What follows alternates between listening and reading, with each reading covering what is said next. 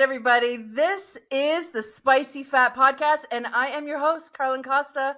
And we're here to talk about something a little different. We're changing the vibe a little bit this episode, and I am super excited to jump into this topic because as a mental health professional, you guys are listening to me. I'm a psychotherapist, but what you may not also know is that I am also a psychedelic assisted psychotherapist. I did my training with Therasil here in Canada. Amazing, amazing organization. And I am also a cannabis educator as well. So playing and talking with people in the industry and supporting my own clients and patients and people, how they can use plant medicines in their lives in an intentional type of way. And today's episode is all about that. Today's episode is all about how can we talk about psychedelics? How can we talk about cannabis? How can we talk about our mental health in an intentional and informed way? So I brought on a special guest. I brought on an amazing guest who I have been following for a really long time. She doesn't know that I'm fangirling really hard right now. But big fan of this wonderful human who, guys, I need to tell you her bio, okay? I'm just going to share with you her bio because I am so pleased today to have Dr. Riley Kirk on the Spicy Fat Podcast. And Dr. Riley Kirk is a cannabis research scientist and a cannabis educator. She obtained her Ph.D., because that's how smart she is, in pharmaceutical sciences, specializing in natural product chemistry, where she studied the traditional and contemporary uses of hundreds of medicinal plants. Guys, I'm reading this, I promise. Yeah, right. I'm doing it. Thanks, girl. She has worked as an immunology scientist in the biotech industry, currently is an assistant associate professor at the University of Rhode Island, and has worked in the cannabis industry studying the chemical complexity of cannabis smoke. Guys, that's so badass, right? So Riley is passionate about making cannabis science accessible through social media channels and hosts an educational podcast called Bioactive, which disseminates the chemistry and pharmacology of natural products. Riley is also the co-founder of the cannabis research and education nonprofit organization called the Network of Applied You're going to have to help me. It always gets people. It's called pharmacognosy, and it's the study of natural medicines. There it is. Pharmacognosy. Okay. There's a word I have never said in my life, but they use this NAP is using science as advocacy to research and communicate findings that highlight the unique power of natural products.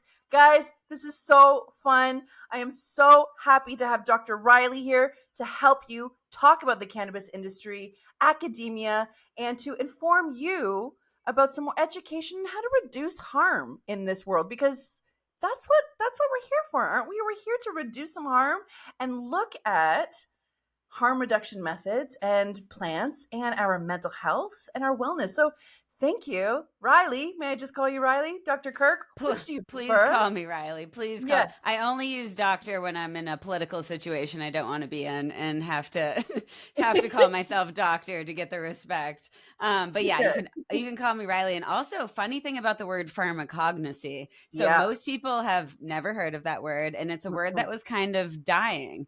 So I was part of the American Society of Pharmacognosy, and at one of our meetings, we had a separate meeting that said, do we want to change the name of this establishment because nobody can say it? And essentially people were like, no, because it has such significance in the like past research, right? Because before we had pharmaceutical drugs, we only had nature as a source of medicine. So pharmacognosy is the original pharmaceutical sciences. But now when we think of pharmaceutical sciences, we think of synthetics. We think of pharmaceutical drugs, not natural medicines. So I try to use it often. And it's part of the reason we put it in our nonprofit name, to start bringing more attention to this word, because I think it matters a lot. And that's what my entire background's in.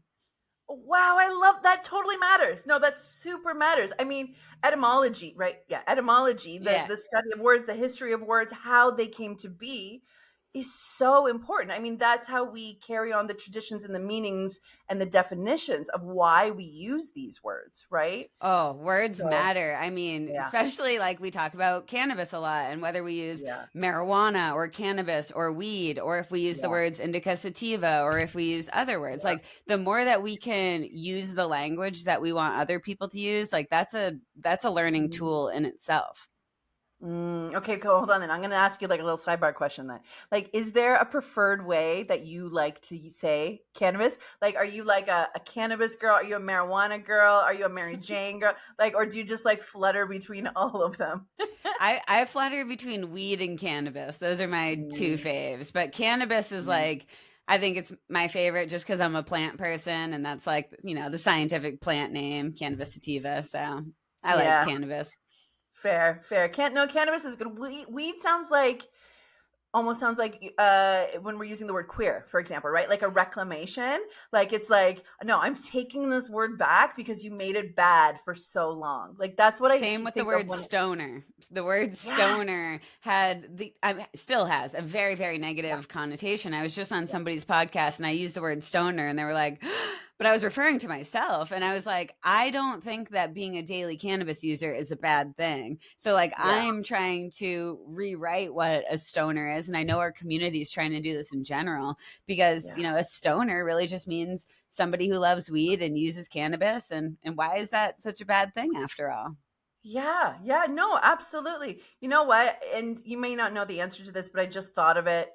My spicy brain is like going off now because I'm just like loving this conversation. But I'm like, where did stoner come from? Do you know? Do you know where the word stoner came from? Or are we gonna have to Well, like do a follow up well, episode? let's think, and then we'll follow up and see how right we are. But I mean, it's got to come from being stoned, right? Like, so maybe that's where my brain goes. So then, where Right? does being stoned come from? Is it just like being an Well, inanimate object that can't form words? Is that like what?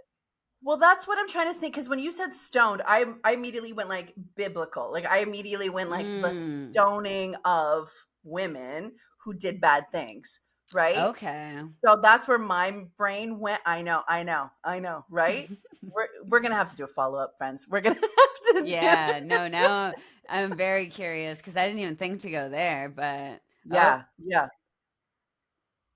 oh, the chat, yo. What chat? Oh, hold How on. do you get to the chat? Oh, there it is. Oh, I see. Oh, sorry. Thank you. Oh, okay. So thankfully, Sarah, producer Sarah, who is on the ball for us today, she found exactly what stoner came, where it came from. Okay, so we do not need to follow up. So, writing for Jane Street, Madison Margolin theorizes that stoner may derive from the Italian word stonato, which the Cambridge Dictionary translates as tone deaf or out of key, but is often applied as slang for confused, dazed, or out of touch with reality. Hmm. That is much more of a negative take than I was hoping. I was hoping it just meant like you were rock like. Right? Um, Yeah, yeah, right. But like Italian, so bummer. like fancy, you know? Okay, well, we were both a little off, but that's okay. We're growing, we're growing, we're learning it, we're learning it. But yeah, there is like that biblical reference, right? So sinners were stoners. So I love what you're sharing here is that there is that stigma. There still is that stigma. And as a person like yourself who is a professional in this industry, like you're in it, you're doing research, you're a scientist, right? Let's talk a little bit about like what do you do, like what's your day like, what is all of this work that you are doing? Let's hype you up. I want everybody to know all this awesome stuff you're doing. Yeah, so one of the beautiful things about the cannabis industry is no 2 days are the same. So like my my day to day is very hard to kind of predict, but I will say I do travel a lot. I travel a lot, and that's going to different conferences to present our data. That's just going to different labs, seeing different people, what Mm, they're up to, new extractions, kind of all of that stuff. I'm actually going to South Carolina next week to run some experiments, some smoking experiments, actually, which I'm really, really excited about. Cool. But in general, what I do is a lot of grant writing. I do laboratory work either at the University of Rhode Island, where I do teach classes, or at Northeastern University, where we have lab space there as well. I teach courses online. That's some days during some periods of time. I just essentially work on my podcast. I work on other short form educational material, like recording TikToks and shorts and YouTube videos. And then just other kind of logistic things for our nonprofit, because we're only 2 people and we're doing a lot of research. So between writing, conducting the research, and just the logistics, that's almost like 2 full-time jobs in itself. And then we're doing a lot more than that. Yeah, no kidding. Oh my goddess. But like social media, like you blew up on social media, like you're killing the game there, which I love. Thanks. Especially because social media, like you can't say weed, you can't say cannabis, you can't say these words. So I love seeing all the like creative ways people are talking about their broccoli or their gardening habits, you know? I have mixed feelings about that, to be honest. When I first started making content on TikTok, and it was during the pandemic, like 2020, I was like, what is a scientist to do at home? I'll make TikToks. Like, why not? Right. So, when I first started, like censorship wasn't that bad. I could say cannabis, I could say THC, I could say hemp, CBD, whatever it was. Yeah. Then something just like switched where all of a sudden, like every video is getting removed or just shadow banned, like 500 views. And you're like, okay, come on. Like, I know this video can do better than that. But yeah, so something switched and it got really negative. So everyone started self-censoring. And as an educator, like it's very frustrating because the information you're putting out is meant to help people and reduce harm and like act as a resource for people to reference. And when you can't use the right terminology to describe something, it like, it like puts a dagger in my heart. Like I really, really don't like having to censor the word cannabis because to me, it's such a medicinal plant and it's such a positive to my life and to society that like I often don't censor the word cannabis. And that's why my Instagram's still, in jail mode. Like I can't be shown to the masses, but to me, like it's just not worth it. My ethics right now are just a little too radical where I don't want to censor, but I understand to like reach more people, you could censor yourself and that could increase the value of your message. So it's kind of this like double-edged sword where it's like, what do you do? Because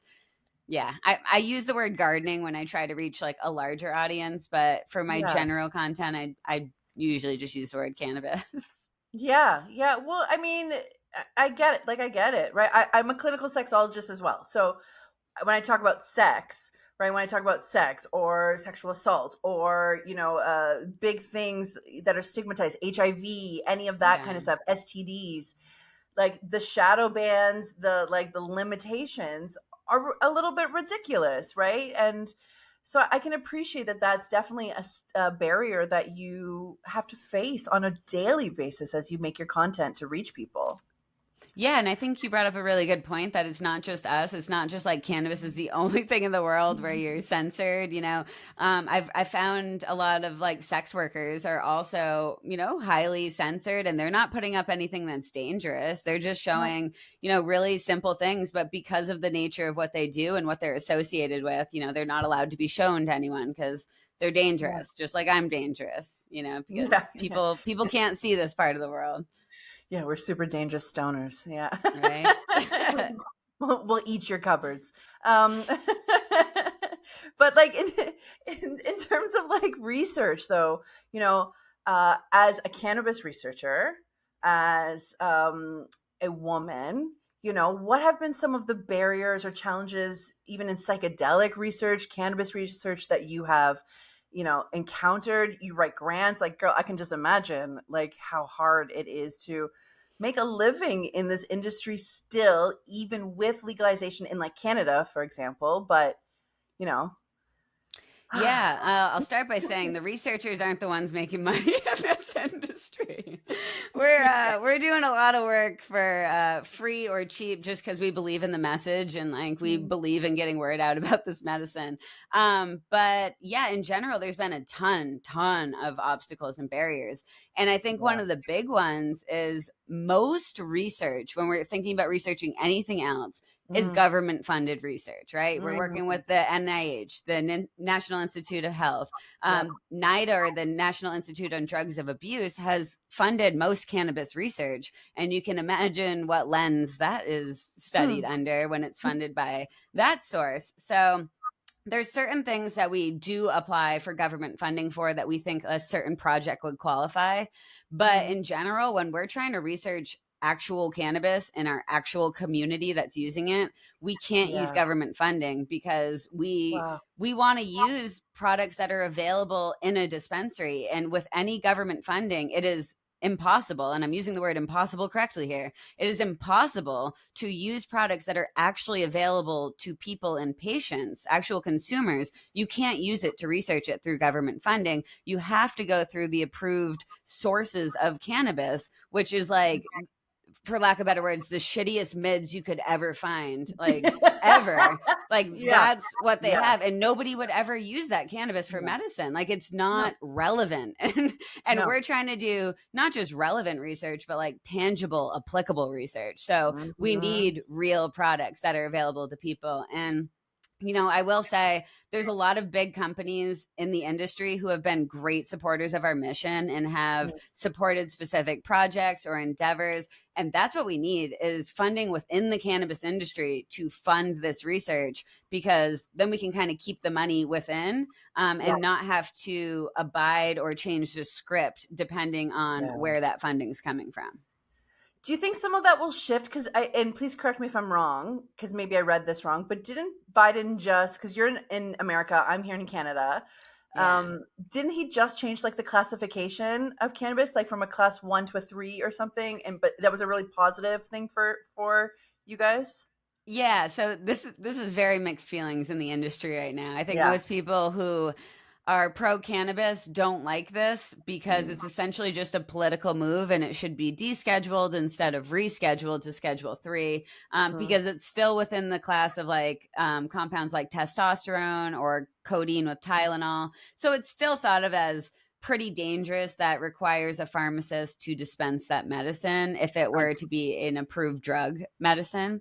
So there's pros and cons for sure. I do think there's pros and cons, but unfortunately, research will not change, at least until something else is proposed, because you know, if this happened in 2021 or 2020, it would have changed everything for us. Like researchers would have been jumping, screaming, celebrating. But in 2022, a law was passed called the Medical Marijuana and Cannabidiol Research Expansion Act.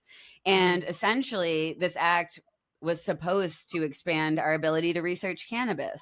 But instead, it really just put all of the control into the DEA, into the government, to control who's allowed to research cannabis and where they get their material from, regardless of how cannabis is scheduled. So, you know, it could be Schedule 5 and we would still have to jump through the same hoops that we're currently jumping through. So there will be a few things that would be easier as far as research goes, but at the end of the day, we're still fully controlled as far as who's allowed to do it and what they're allowed to use for their research.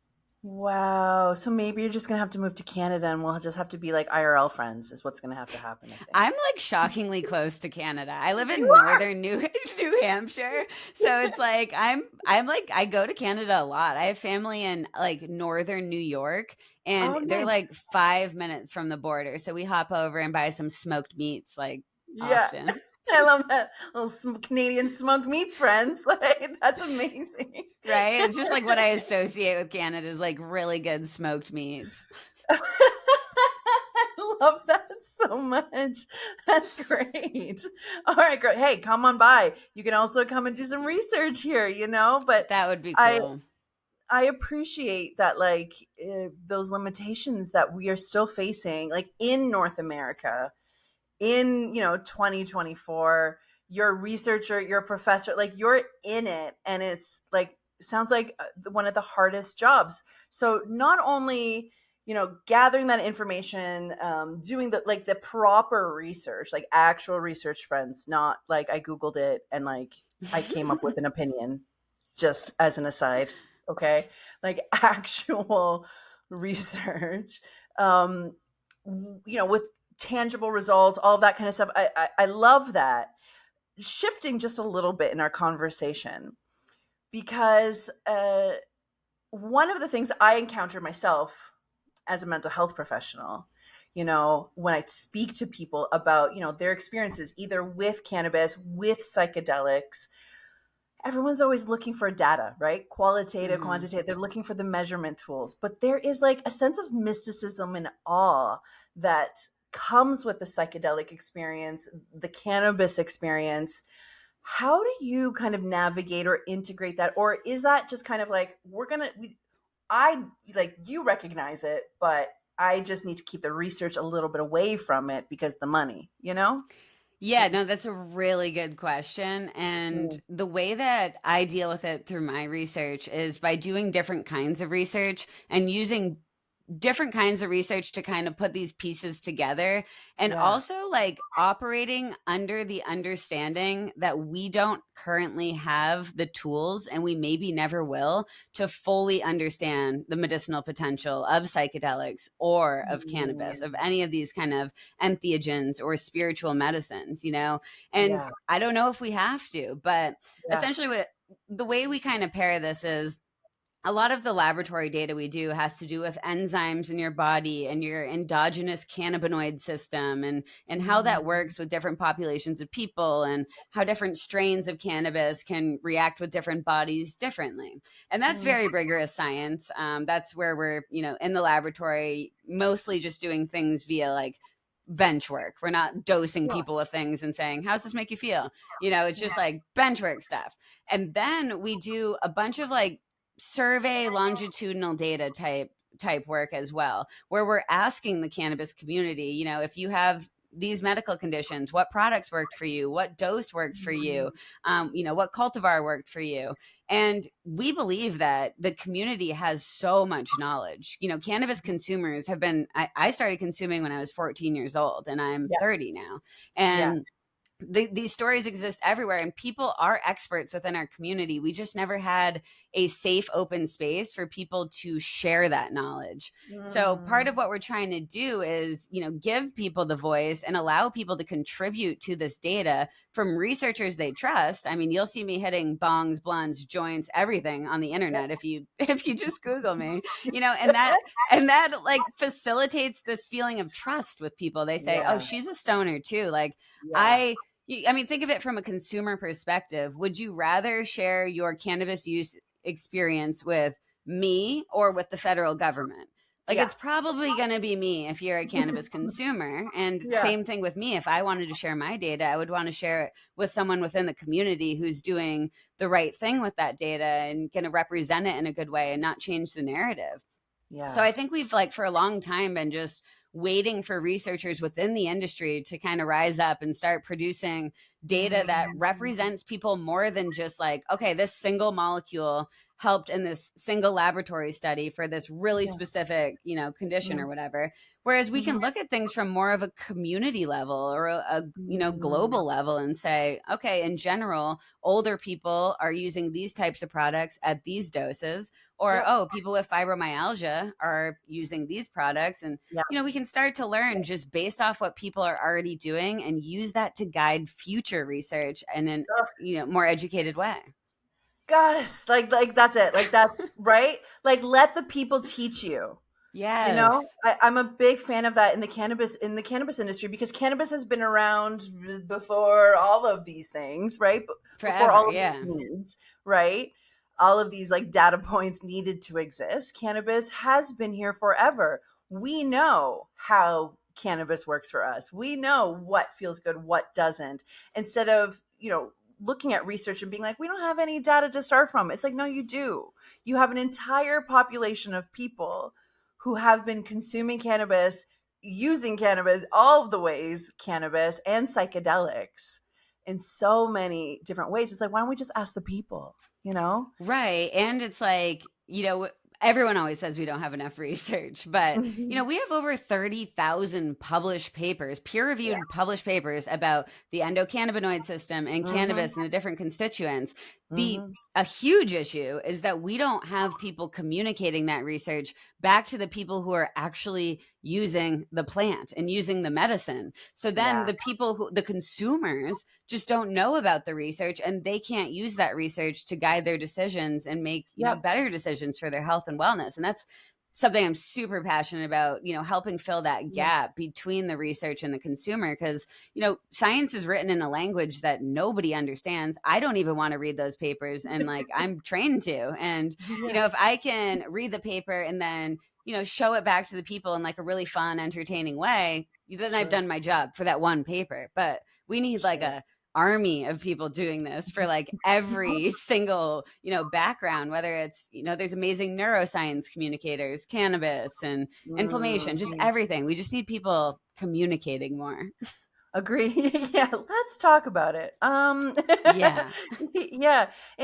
there's two things here that kind of popped into my mind as we were chatting. Is first, in Canada, for example, when we're talking about a lack of communication or that gap, what I found was that when cannabis legalized here in Canada, we had the bro dude invasion of the industry. So all of these people from alcohol or Coca-Cola, right, who just saw cannabis as let's make money off of people, happened. And it became this whole bro dude culture and industry driven by men, which I think really separated the consumer from the product in a really negative way. It has been informing the government in really negative ways. And then the other part to what we're discussing here is how I do see, however, a lack, and I don't know if it's a lack of research, but definitely a lack of communication for how psychedelics and cannabis impact women, female bodies, people with vulvas and vaginas, and that, can we talk a little bit about women and how are women showing up in the psychedelic space, in the cannabis space? What are you seeing? What are you experiencing? And what do we need to know? I mean, there's 10 questions there. I'm sorry, but we'll start with one. I will also just piggyback on that and say the best educators I know in this industry are women, hands down. There's absolutely no question about it. And sorry, I had to snap at that. I had to. And I don't want it to seem too maternal here, because I don't want to attribute everything to that. But I do think that the way that women communicate and the way that women educate has a lot more story and empathy. And, it's more than just me trying to market my product to you, which is what a lot of the male dominated education seems like. It's oh yeah, I'll provide you with this snip of education, but also buy my product, whereas a lot of the women in the industry are just, providing the information out there because we believe that the information should be out there. And it's not promotional, it's not marketing, it's really just talking about wellness and balance. But when we talk about how women react to things versus men, we know women and men react to things very differently. We know that women react to cannabis products differently depending on where they're at in their cycle, which makes sense. Yes. Yep. Which makes sense because your pain thresholds change through your cycle, while your endocannabinoid system is also changing through your cycle. So even you might find that certain times of the month, your tolerance is really high out of nowhere or really low out of nowhere. And that's part of this fluctuation through hormone cycling. And men experience some level of, differences in hormone cycling too, just, less extreme. There's also the component of women have more body fat than men typically, just because, whether it's your breasts or just the different parts of your body, tend to be a little squishier. It's beautiful. We love it, right? Yeah. But, endocannabinoids and cannabinoids are stored in fat, and they're also synthesized from fat. So there's a lot of evidence that women are producing different levels of endocannabinoids too, because we do have different levels of fat. And this is part of the reason why that would cycle throughout the month as well. So there's a lot of differences, but where I think we need more research is really in pregnancy and breastfeeding, and even postpartum care. Because, for anxiety, depression, we don't talk about it a lot because everyone's like, oh, you can't have any cannabis. Like the second you find out you're pregnant, stop cold turkey and don't even sniff it for, the next year. I think that's extremely impractical, especially for medical patients. We haven't really started that conversation. It's not like somebody's all of a sudden not a medical patient the day they become pregnant. So, and a lot of people just lie about it because nobody will actually hear them out. And I think this is why we need to have the conversation about it instead of just saying, nobody should do it ever, period, move on. We need to compare it to what anti-nausea medications, anti-anxiety, anti-depression medications that women are currently on. We need to think about the mental health of that woman and what it means, to have better or worse mental health for you and the baby. There's significant risks with higher stress levels, higher cortisol levels that can be exposed to the baby as well if the mom's really stressed out. And I think in general, teaching the harm reduction protocol of essentially saying, if you have to consume cannabis while you're pregnant, use as little THC as you possibly can. Try not to smoke. Smoking anything during pregnancy can statistically lower the birth weight of the child, whether that's nicotine or cannabis. It's really just the process of smoking. So what about edibles? What about dry herb vaping? Can we use what's called the therapeutic minimum, or the smallest amount of product possible to get the desired health benefits? That's essentially microdosing is what I'm talking about. But, I'm not trying to give medical advice to any of the listeners. I'm just trying to bring up these conversations that honestly need to happen because they are medical conversations. And even from the day you get pregnant, should you stop cold turkey if you are a heavy daily cannabis consumer, or should you taper off like you do every single other drug that you would ever take? You should taper off. It's healthier for you and the baby. Including nicotine, right? Smokers, when smokers become pregnant, we tell them to taper because it is such a shock to your system and a stress to the fetus that it's too much. Cannabis would be the same. And I'm not going to lie, Riley, I don't have children, so I haven't born any children of my body. But I have ADHD. I'm on medication for ADHD. And my brain is actually my brain, my emotions, my everything just feels magical right now. I'm also a daily cannabis consumer, right? I have a mix right now that makes me feel really fucking good, and I can function and I feel awesome. And one of the things that I am thinking about, is I still have a little bit of time. I have a little window of time. I'm 40, so I have a tiny little window of time. And I'm considering do I want to have a kid? Do I want to have a baby? But one of the biggest things that is keeping me from being full on yes is I don't know how I'll be able to take care of myself for 2 years minimum.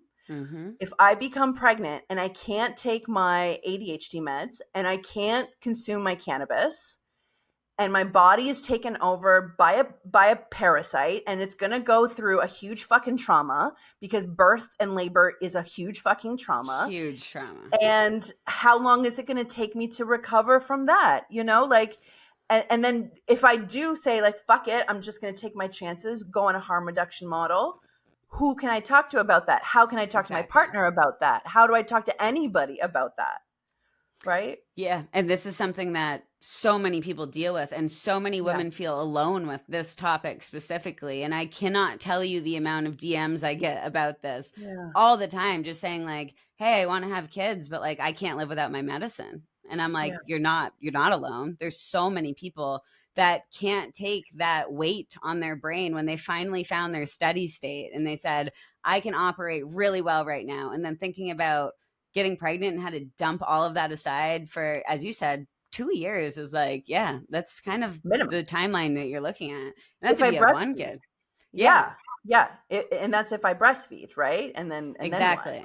So the other thing is, we really don't have a lot of data, or really any, that's saying that cannabis is detrimental to the baby's health and well-being. But that lack of evidence is what we were just talking about. And I would say for the next 15 years, physicians are going to keep saying, we don't have enough data. We don't have enough evidence. You should absolutely not do that. It's horrible. Like, I got in a fight with someone on TikTok about this because I was essentially saying, like, well, my harm reduction model is like, if this is what's keeping the mother alive and happy and thriving, like, I think essentially microdosing cannabis is fine.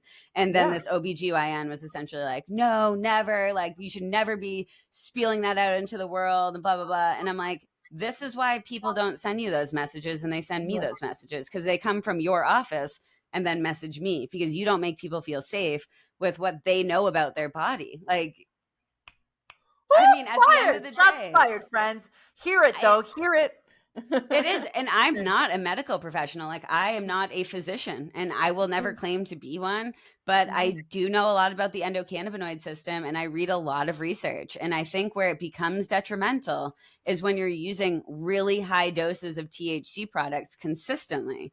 And I think a way to reduce harm there is use more CBD forward products. Don't smoke, use the therapeutic minimum. And to me, I do believe that is safer than using Zofran during your first trimester of pregnancy for your nausea and vomiting. I would turn to cannabis before Zofran any day, but that's just my personal opinion. Yeah. No. I share that opinion as well, right? Especially if you're already a cannabis consumer, right? Especially if you're already in that space, like making that switch.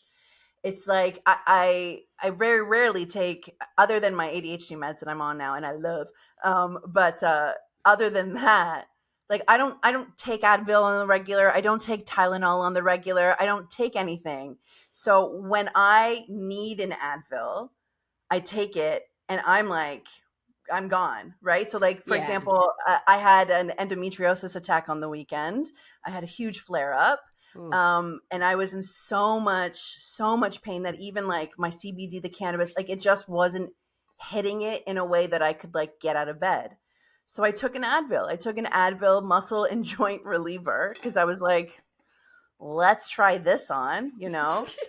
And then I was supposed to go for Mother's Day, and I had to call my family and was like, I'm sorry, friends, I cannot drive because the Advil is working. Like it's doing what it's supposed to. That's very mature of you. Good job for saying that you can't drive. Because I do think that's what cannabis consumers are really good with, their mind-body connection and understanding. And I think that's part of why like cannabis and driving isn't as much of an issue as we originally thought. Is like, I think a lot of cannabis consumers know where their limits are, and it's not like alcohol where you feel so fearless, you know, when you drink a lot of alcohol. No, cannabis consumers are like, I don't want to move fast right now. Like I'm good. I'm gonna stay right here. But I'm the same way about pharmaceuticals. Like I almost just cut off my thumb. I don't know if you saw that on Instagram, but you know, almost did that.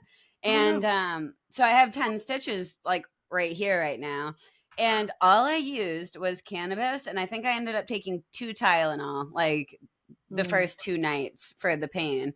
But that's it. And everyone's like, oh, like talking about opiates. And I'm like, I don't feel the need to take opiates. Like this is cannabis. Like I was dabbing. I was taking a lot of cannabis, but you know, dabs and 2 Tylenol, and I feel great. And it's pretty much all healed.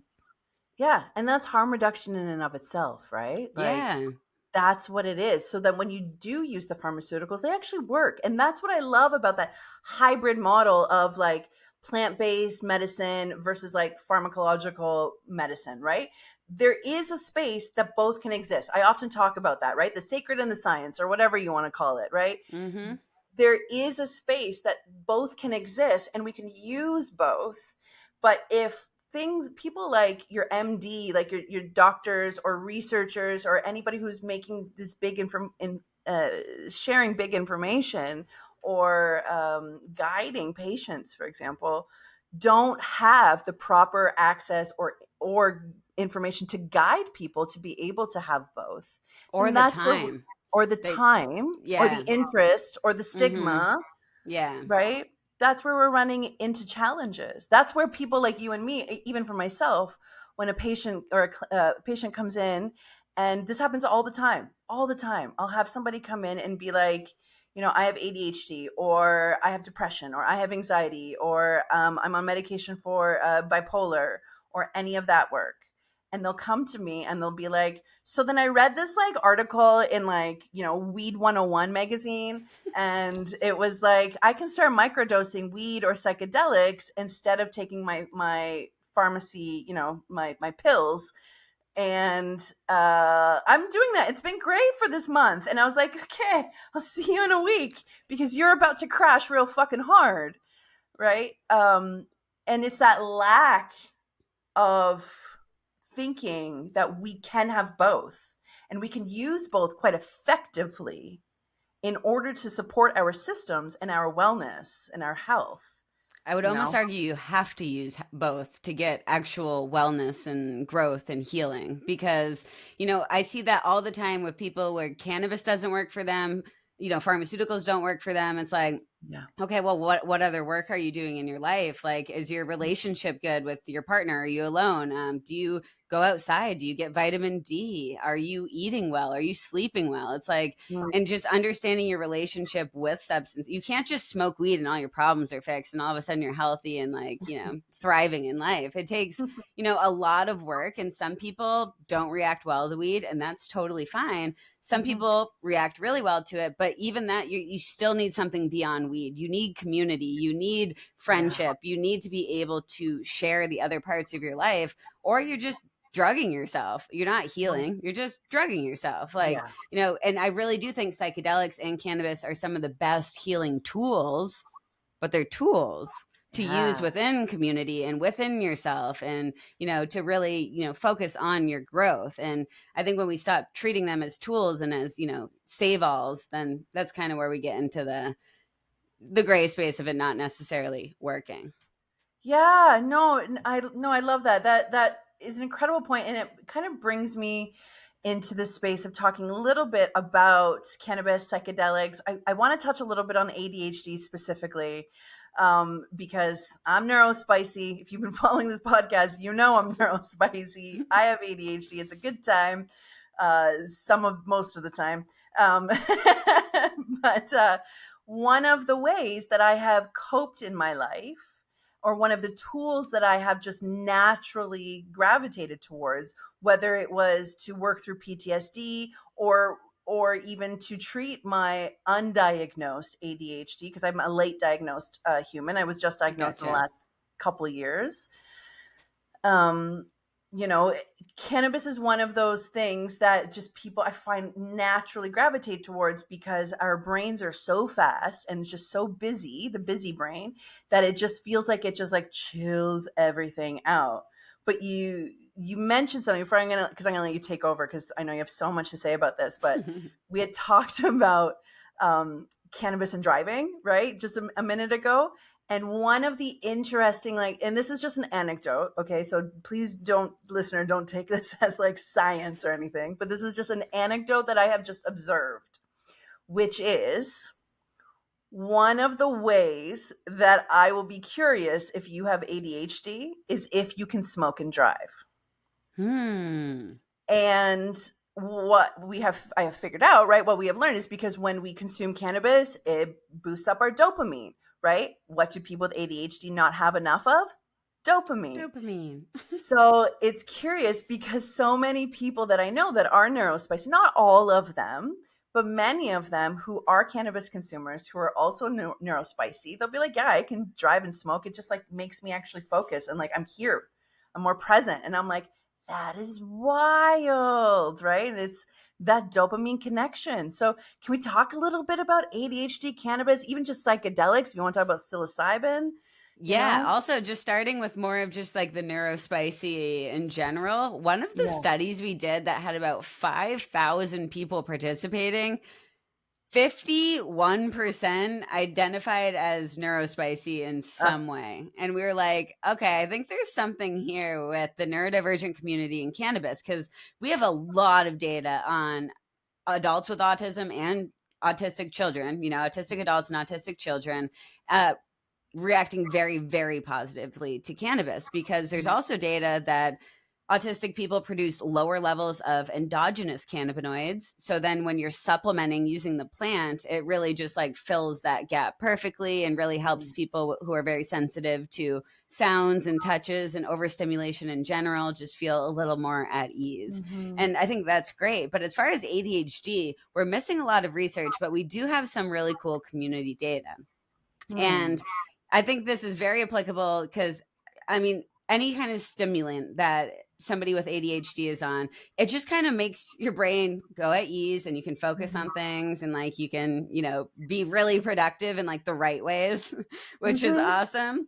And certain strains, specifically ones that are dominant in the terpene terpinolene. I don't know if you've ever heard of terpinolene. Ooh, yeah, They've shown to be very, very helpful for people with ADHD because it has that stimulant-like effect. And I can say this, we had this talk in the beginning, but like I have a very ADHD-like brain. I am not diagnosed ADHD, but like ask my husband. You know, it's a problem. Anyway, you might be on the spicy spectrum. Yeah, exactly. So I have that type of brain, and if I need to clean the house, if I need to write a paper, if I need to just like get something done, I will smoke a terpinolene dominant strain. My favorite ever is Jack Herer, but anything that's crossed with a Jackson Hazes, they itch ADHD people's brains like perfectly. Stop. Sorry, sorry, you just made like so many things. I was like, that's why I love Jack Herer. I was like, oh my God, why? That's why you love Jack Herer. That's why I love Jack Herer. It's like the best feeling in the world, and nothing's like it. Like I remember the first time I smoked Jack, and I was like, what is going on in my brain right now? Like, this is the weirdest feeling ever. And then I went on just like a journey, just trying to find all the Jack I'm growing Jack Herer this year, like the plant, because I'm just so obsessed with it. Yeah. Also, Jack Herer is like a very notorious advocate. He's passed away, but he's a very notorious advocate in the cannabis space. So that name has, you know, multiple beautiful connotations. But interestingly, you know, people who have non-ADHD brains and maybe more towards like an autistic type brain tend to react better to the more not stimulating but like chiller cultivars, which are a lot of your purple cultivars, your ones that have the terpene profiles of like myrcene and caryophyllene, like that really chill lower. Like typically autistic brains really like those types of products. And this is something our nonprofit is like very passionate about researching, is essentially neurotyping cannabis and figuring out what types of brains react to things better or worse, because, you know, so many people have severe anxiety and THC like makes them want to crawl out of their skin. And I get that. And we don't want that experience to happen to anyone. So if we can do the background research and figure out, you know, what cohorts of people react better to what types or cultivars or products, talk about harm reduction and talk about like really reducing the barrier, because weed is expensive and people can't afford to try 30 different strains until they find one that works for them. Like we need better methods at finding good products. So that's what we're kind of hoping to develop for the space now. And as far as psychedelics, I don't necessarily know if there's specific research or data on, you know, psychedelics helping, but I know that they can help, again, kind of similar to what we're talking about with autistic adults, with the very sensory overload kind of situation, especially in public. If you're microdosing psilocybin, it can really help with your communication barriers that you might have if you feel like you're trapped in your body a lot and you're unable to get words out. Microdosing has really helped people kind of facilitate connection and conversation in those situations that can be really hard for a lot of people.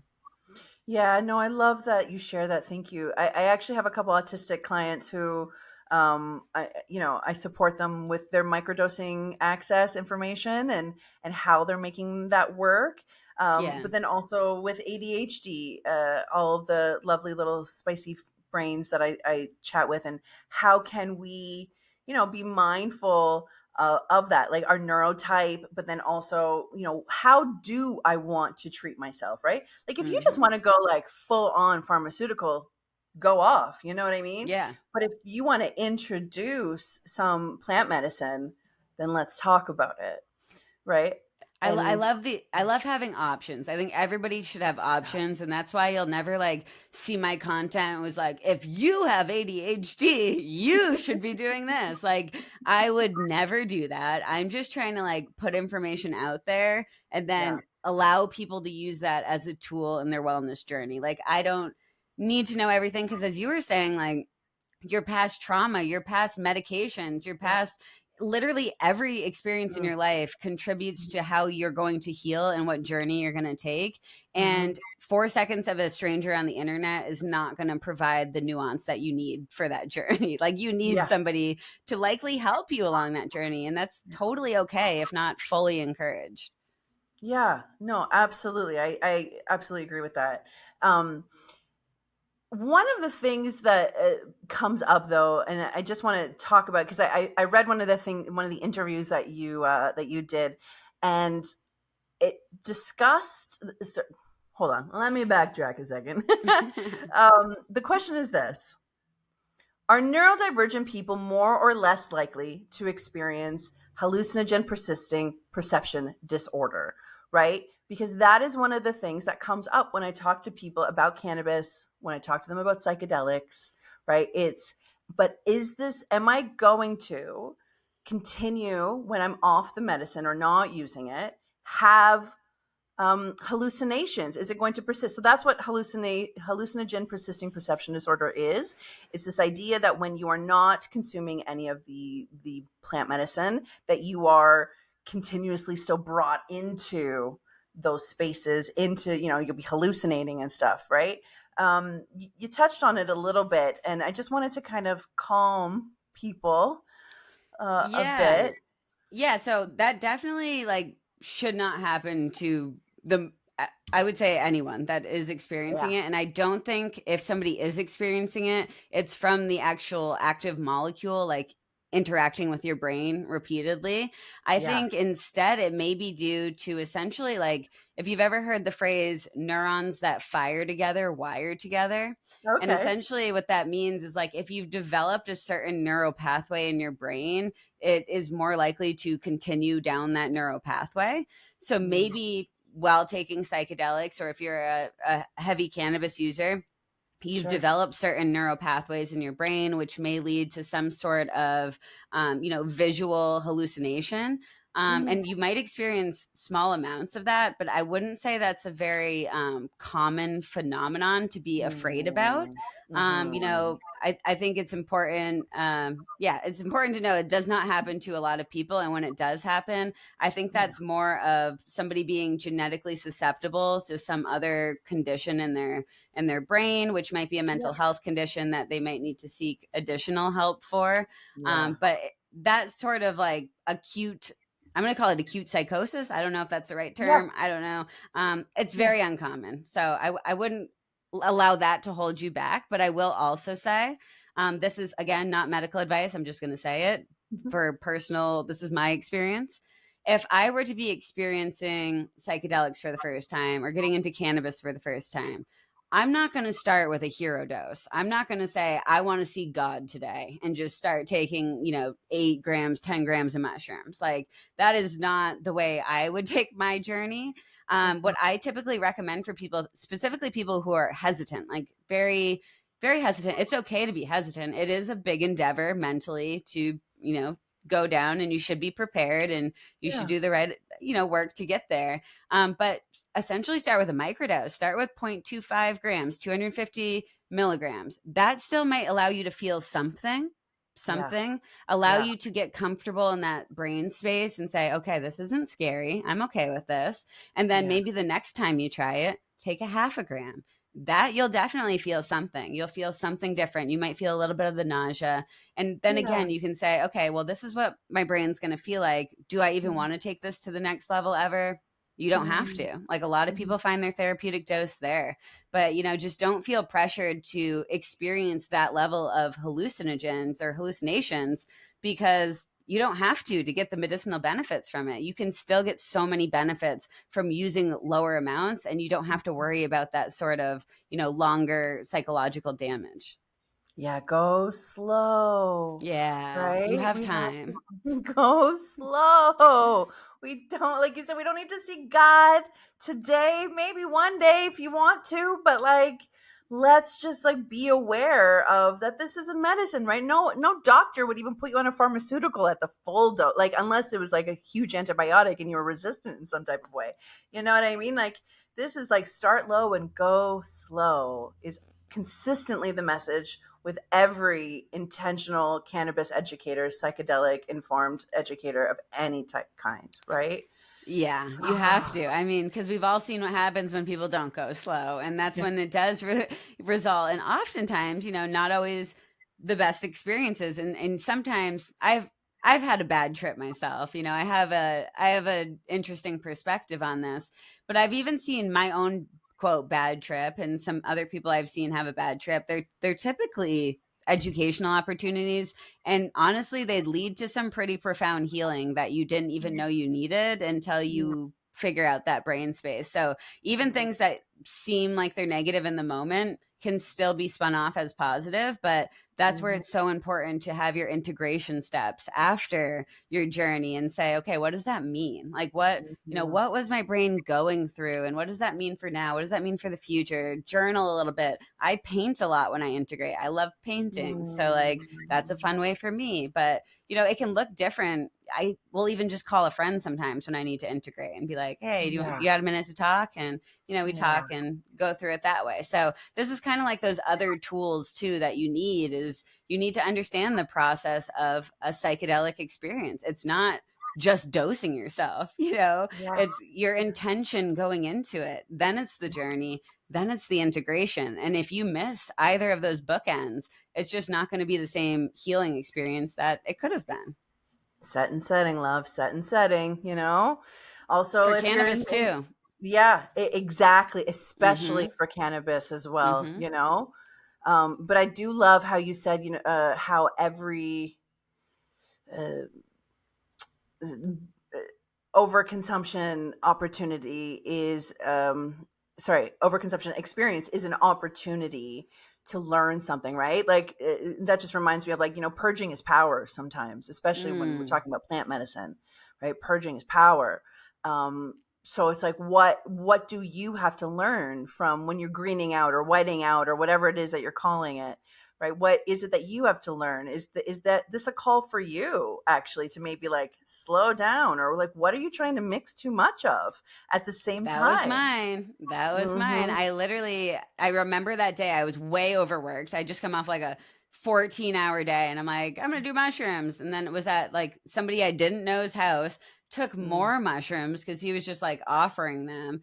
And then honestly had like the worst time ever, like, devils and like terrible stuff. But then, the next day I was like, wow, I was like not respecting this medicine at all. I was just like eating it like candy, not even thinking about what dose was going into my body, what my set and setting were. Like, I wasn't thinking about any of that. And now moving forward, not only am I better at cultivating that experience for myself, but I'm very aware of it for other people too, who haven't had a bad experience. And I can help prevent that bad experience from happening, which is a really, beautiful thing, is being able to cultivate a psychedelic trip for someone that really changes their perspective on the medicine. Yeah, I love that. And if you're a woman listening, right, being aware of your hormones in that time, right? Being aware that if you are going to microdose, whether it's cannabis or psychedelics, but especially cannabis, because it does respond to our estrogen, right? Estrogen and cannabis and in our bodies. Woo, what a time, what a journey, what a research paper, and being aware that at the beginning of your cycle, the middle of your cycle, and at the end of your cycle, your experience with cannabis will not be the same, right? I like saying, when the estrogen is low, my tolerance is high. When my estrogen is high, my tolerance is low. And for me, what that means is that, during my week, my PMS week, but I have PMDD, unfortunately. So my estrogen is like on the fucking floor is where it's living at that time. And I can take like, anywhere from a 50 to 100 gram edible and function. Milligram? But right after but right after okay, my just period. making sure. Oh, sorry. What did you say? Sorry? Milligram? Oh, right? milligrams. Sorry. Okay, Yeah, okay. milligrams. Just What did I say? Did I say grams? That's a you lot. said gram. I don't usually stop people, but I just wanted to make sure people don't take 50-gram edibles. No, don't do that. Don't do that. Milligrams, friends. Sorry. Thank you for that correction. I appreciate All that. good. All good. Yeah. But then, like, when I'm ovulating or right after my period, when, my progesterone, my estrogen are coming back up, my tolerance is really low. So I can just, take like a little five milligram, you know what I mean? Like, or a little 10. And I'm like, I'm feeling good all of And a it's sudden. that Right? different. Like that is how much your cycle can change with your tolerance. And I think that's why if you are a woman and you're curious about this, for a month, try to if you have like a tracker, I wear an Oura ring, or if you just measure your thermometer, if you have other methods of doing that, write down how much products you're using during what days of the month, and I bet you'll start to see a trend of it varying quite a bit throughout your cycle. And it's also a great way to learn about your own body, by measuring essentially by your tolerance and your cannabis use and how much you need to kind of offset those symptoms. Yeah, I love that. I want to spend a whole other episode with you talking about like terpenes and terpene specific stuff and like estrogen specific stuff and all of that. Like, there's so many things that we could totally do another full episode, but we should. There are, we're doing it. Just stay tuned next season for sure. But, there are some people who we do also want to caution with using cannabis, right? So people with a family history of psychosis, high blood pressure, heart, thyroid disease, even potentially bipolar disorder. This, if you're curious or if you're not sure, how can I use plant medicine? How can I use cannabis? How can I use psychedelics? Have a conversation with your doctor for sure. But if your doctor doesn't seem informed, then reach out to an educator, right? And I'm not talking about the bud tender at the dispensary. Like, they're getting paid minimum wage just to tell you which one to buy, right? Like, we're talking about educators or therapists like myself who do this work, who learn about it, who read the papers, to learn about how you can use this intentionally.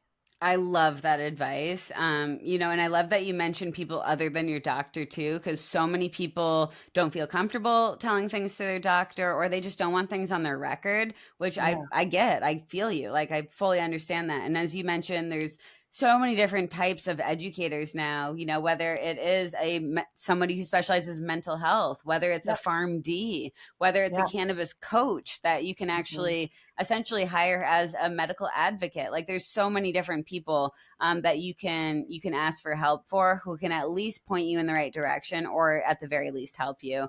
And, I hope someday we all feel comfortable talking to our physicians about cannabis. But, I'm pretty loud about cannabis, and I still my doctor thinks I use probably 1/3 of how much cannabis I use, maybe even less than that. So it's good to have other people you trust.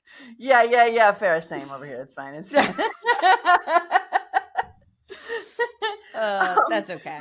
Yeah, it's fine. We're fine. Yeah. But Riley, what are you now working on that's really exciting for you? Like, just to kind of wrap up, what are you working on now that's really getting you excited? I'll tell you about my favorite project we're doing now, which is this is more of a fun project for community engagement, but it's also my favorite thing to research, and that's the chemistry of cannabis smoke. And the project we have going on is called The Science of Smokability.